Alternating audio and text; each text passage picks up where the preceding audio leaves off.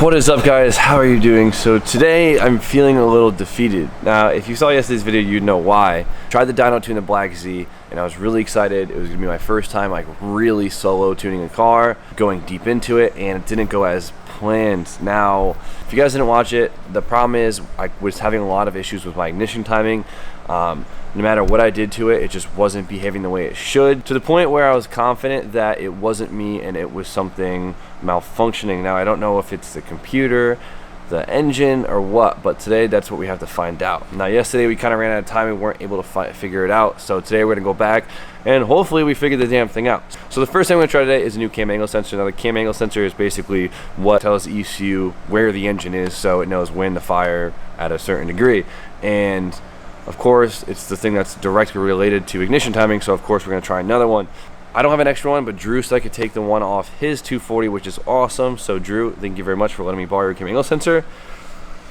I hope it works. So let's go take it off and then head down to the dyno in a few moments. To the dyno! Really nervous. Tell me I'll do great. You're gonna do fantastic. Thank you, Travis. So before I changed the cam angle sensor, there's two things I wanted to try. One, I went through the ECU entirely, and anything that could possibly affect timing at all, even if I know it's not, even though I know it's not in range, I shut off. So everything. And then another thing is I've been told by a lot of people that on SR20s there's a wire right here that you use for your ignition timing, or your base ignition timing. It's basically the signal for this coil pack right here. And I've heard some people have bad luck with it, saying that it's been almost 10 degrees off. So we're gonna do it at the actual plug itself and try that. So that's gonna be before we even try swapping this out. Save us some time. We're gonna make a new trigger wire, and this is basically gonna go in between our coil pack and the plug. So this is actually just a spark plug wire from Kenny's Miata. I'm walking away. And then now we could have a more direct signal right at the coil pack. Looking at our ignition now, we're at -5 degrees. So we're basically 20 degrees retard, which makes a lot of sense. That, like we were saying, we figured we were really retard. Hence the amount of back pressure and EGTs making my manifold literally look like the sun. It was bad. That first pull was really bad. So we're gonna change this and hope it does something. So It's totally different.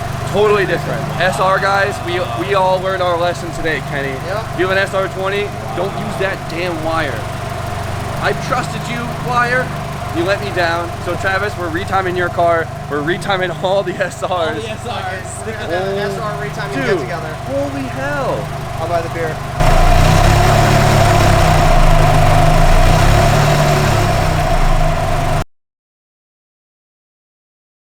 Just get you guys caught off the speed right now. I think I've explained it, but I'll make sure I do entirely. So we read the ignition timing on the first cylinder. That's basically what you time it off of on the markings on the crank. So the crank pulley does 5 markings from -5 to 20 degrees, and I set the full entire timing map to a certain degree. So as I rev it through the map, it should stay the exact same spot on the crank. It shouldn't move. Now, before, as we revved it, it got farther and farther away from the spot that we needed. It was retarding it, which creates a lot of back pressure, and it creates a lot of EGTs in the exhaust, which causes the exhaust to get really hot, and that's why my manifold was glowing. So we decided to change the cam angle sensor, because that's what directly, commands the signal. So we tried that, whatever, it didn't get better. It didn't get better at all, so we were going crazy. And then we decided, okay, what else affects ignition? And that piece is, Kenny? The igniter. Exactly. So we went and got a different igniter from Drew's car. Thank you, Drew. And now it's fine. So this whole time it was a goddamn igniter. That's why they do LS coil swaps. Exactly. So it was really weird how it was like pretty linearly getting farther away, but now it's locked in and we're good. It's crazy how it would run as well as it did though with the igniter bad. So now I have to go back and clean up my whole entire damn map, get some gas, and start completely from the beginning. Yeah. Oh, there's nothing in here. There's literally nothing in here. Neither in the car, but I'm excited. This is good news. Now we can actually start the whole process.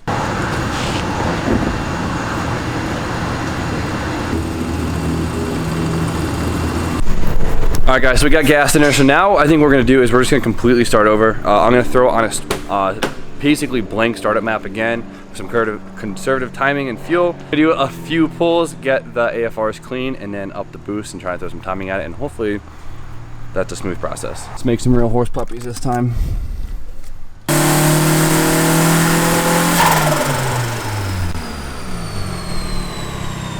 too much fuel here breaking up. That was a lot of fuel. It was perfectly cool though. That's awesome. So yeah, a lot of fuel up top. I gotta pull it, but 130. okay, I was hoping for a little bit more, but we won't know if it's truly fixed until we start throwing time at it. Okay, let's do one more fuel pull to see how the fuel is, and then go from there.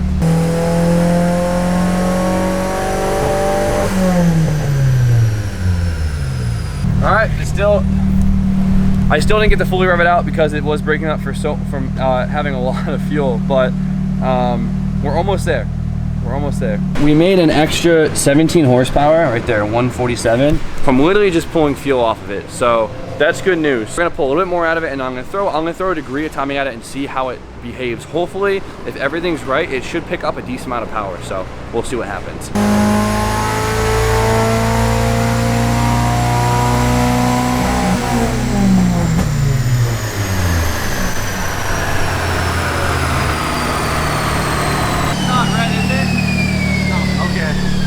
Also, it's worth mentioning, it's making the same power now that it did yesterday at 16 pounds of boost. That is a good point. That is a really good point.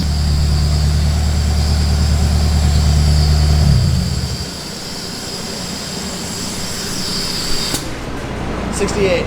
All right, guys, so we definitely gained some horsepower, which is cool. I cleaned the fuel map up top a little bit, and I added another degree of timing, so we're gonna see what happens. I think the next pull, we're gonna turn up the boost, and that should greatly add some power to the engine, so. Yeah, 205. 205. Hey, that's a better number. That's like a realistic number for that boost level with the air fuel being like perfect. Awesome. The boost went up, PSI all around. 10 horsepower, all rounds, all over the map. Yeah. I thought that dip would get better, it actually got worse. Huh, all right, I gotta aim for this. We're gonna smooth that right there. As you guys probably know, this is our first time it's my first time really throwing up a whole ignition map, so it's a little bit of trial and error right now, but. It's actually a little better, it looks. Okay, that's pretty good. So that's the most power you've made so far in the past 2 days. It definitely cleaned up a little bit. It's almost flat now. It's getting there. We're trying to bring this as one curve. Right now is Operation Smooth Out the Damn Curve, like we've been on it. Now the curve, we could tell, is basically following the boost trend. Now, as we throw boost at it, it actually will come into boost pretty quick, but it won't hold a steady number. It's actually coming up to 13 and then falling off to like 11 PSI right now. It doesn't want to move really at all. I kind of got the boost to be as stable as it possibly can. It's kind of at its limit for controlling boost with timing, so we're gonna take what I can get. There's a weird hump in the map, and I know because that's the boost spiking and then kind of falling off again. That I don't know personally how to fix, and I'm not gonna bug anyone right now to ask how to. So what we're gonna do now is 230 horsepower is I think pretty good for 10 PSI essentially. So we're gonna up it to the 15 PSI, see how much it makes, and I think we should be good. Acetone cooling it with acetone. Me, what's up? I just spent 3 hours cleaning wheels. Nice. So. If you guys want to buy V-Haul 7 Series, it's for sale. Is it on the wheels for sale? Not right now. Honestly, if you buy the wheels, you can get the car for free. How much? Because it didn't start today. I think I gotta smack the starter. How much do you want for the wheels? $1,000 for the hardcore wheels. DMB. He'll post it on his Instagram. You have to be local. It's already posted. Already can do it. That's a good deal. They were like $750 a piece, brand new, and there's $1,000 worth of tires on there.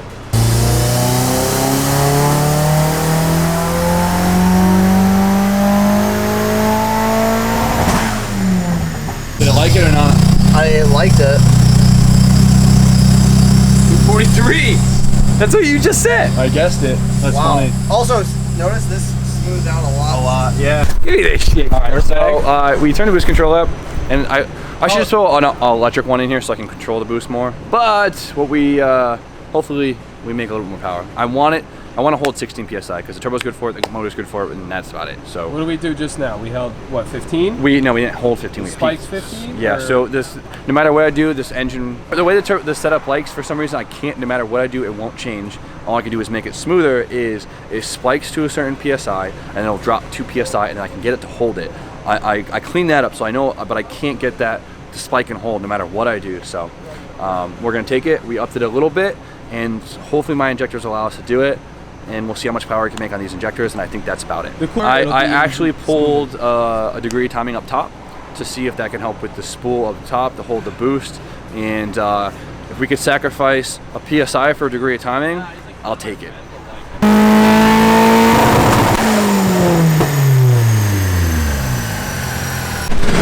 So it doesn't look like pulling timing, or pull timing worked because we had an even greater dip. So we're gonna try the opposite of that.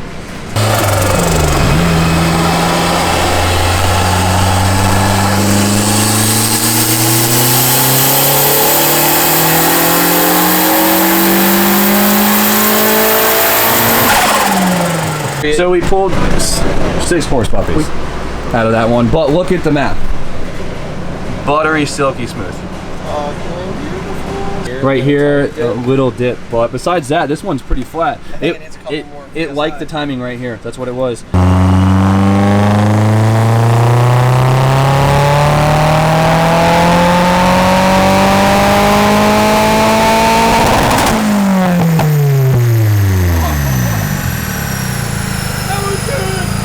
Been like 20 minutes, we let her cool down. This is our final pull, that's it. Final pull. And then we're gonna go over and tell you why we made the power we did. So, you ready, B?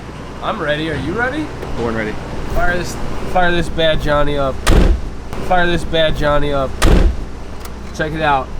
No steering wheel. Dude, T-tops off is the greatest thing for a dyno ever. I agree. We should stick to 300 ZXs and Camaros. You ready, Kenny?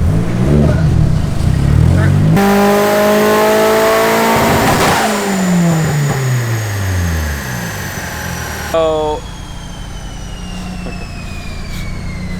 my injectors have been not good. guess the duty cycle at peak boost. 103. What? 118% duty cycle. Yeah, that is right. Holy hell. We need more fuel. We need more fuel. All right, so this is us going over. So this is our first pull, kind of coming in here, setting a base map, it was nice. It was kind of smooth, and we made 220 horsepower, and the torque's not even on there, but the torque's different, something else. But after that, after fighting it for quite a long time, trying to figure out what the car likes for timing and everything, I got up to 254 horsepower. And it was a nice smooth map. As you can see, that was a little bit of trial and error to figure out, make this line nice and flat, but we got it. Heck yeah. But then I played with this some more. We threw ourselves in a different load area, and I was able to get another, 6 horsepower out of it, which at this point is pretty good. Yeah. Well, even more so than that, it was even more torque. We made like 10 more torque, yeah, which was even more insane. Yeah. So this one is not as smooth. Can you select it, Brian? As you can see, it goes up, dips down, and comes back up.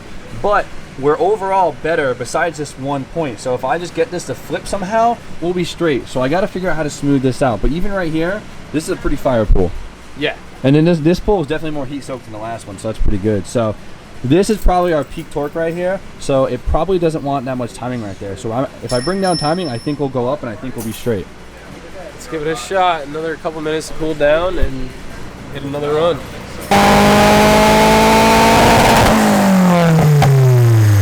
Here, what was that? 260, basically. Dude, power to torque. Kenny, what does that mean? It means this thing is hella efficient. Efficient. That means we need a bigger turbo. A fatty. And bigger injectors. Head studs probably. Look at this curve. Coils. Fuel pump. We done learned today, A lot of Kenny. supporting shit. Yeah, so I would probably get a new dyno. So You definitely need a computer. that is so awesome, dude. This is exactly what I wanted to see today. Beautiful map, so happy. 260. You know what? I said 285, but if you look it up, 260 is far pushing these injectors, and you can see with that duty cycle. I don't know. Let's go beat this thing up on the street. Okay, so 260 isn't a lot of power, but it's a big power increase from what we started with, and that's really what we're talking about. So I know a lot of you guys will probably make a comment about the VG making 220 horsepower. Why did I change it? The VG doesn't make 220 horsepower. It probably, if you, maybe a VG with a fresh oil change probably makes what you Remember when we weighed this a couple videos ago, and look at that difference though. There it is. That's so really important. We're making 40 more horsepower than a stock VG, but how much Allegedly. lighter is this car? an unreal amount. Okay, I'm saying a VG probably makes 180 horsepower. Probably 180. Yeah. On a good day. On a good day. And that's without blowing up. Dude, that's awesome. All right, head gasket, head studs, let's do it. Jimmy's got the itch. I like it. I'm so stoked. Let's do it. more power. That's sick. I'm so happy with that curve, dude. All right, let's unhook this bitch and go back to the shop. Man, I'm gonna put this on my refrigerator at home. I'm so pumped. Look, Mom. So good.